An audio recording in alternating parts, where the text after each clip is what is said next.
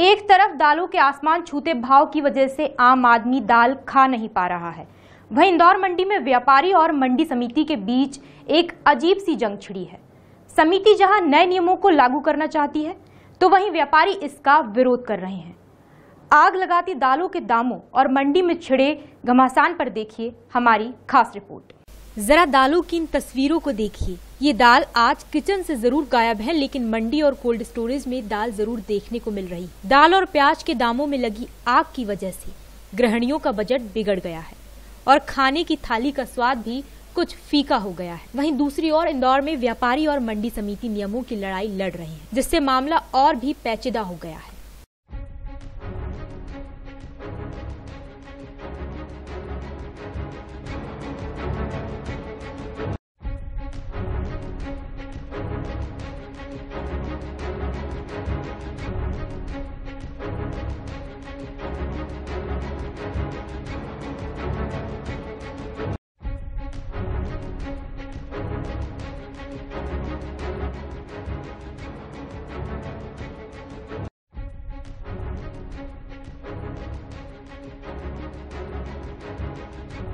दरअसल मंडी समिति अध्यक्ष की माने तो दाल मिल वालों को सरकार ने टैक्स में 17 साल पहले छूट दी थी, जो आज तक चली आ रही है और इंदौर में सबसे अधिक व्यापार मंडी में दालों का ही हो रहा है। ऐसे में समिति नियमों में बदलाव कर 2% मंडी टैक्स लगाने की तैयारी कर रही है, क्योंकि इससे फायदा केवल व्यापारियों को होता है और किसानों को नहीं, और इससे करोड़ों का नुकसान भी हो रहा है और इस बात पर मंडी समिति अड़ गई है।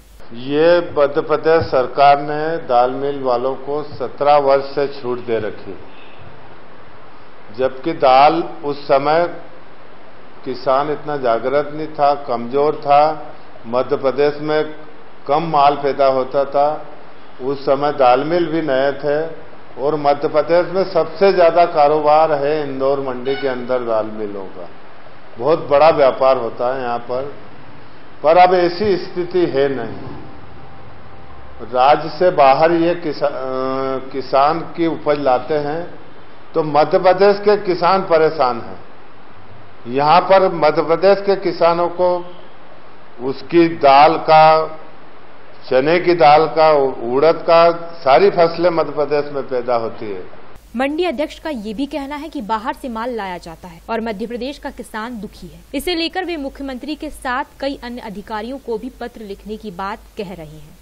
आज मध्य प्रदेश का किसान ये राज्य से बाहर लाने में मध्य प्रदेश का किसान दुखी है और मैं तो इंदौर मंडी की तरफ से माननीय मुख्यमंत्री जी को लिखूंगा, मंत्री जी को लिखूंगा कि 2% में कोई इतना फर्क नहीं पड़ता मंडी टैक्स देने में।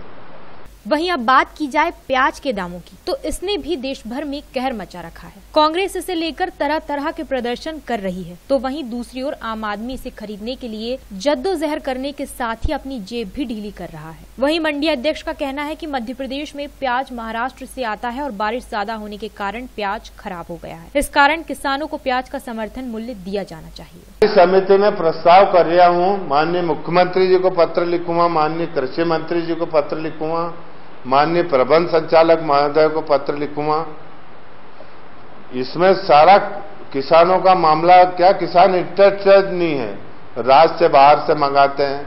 अब ये जो गाड़ी मध्य प्रदेश में पैदा होती है माल, उसका भी व्यापारी मध्य प्रदेश के बाहर का अनुज्ञा ला के दिखाते हैं।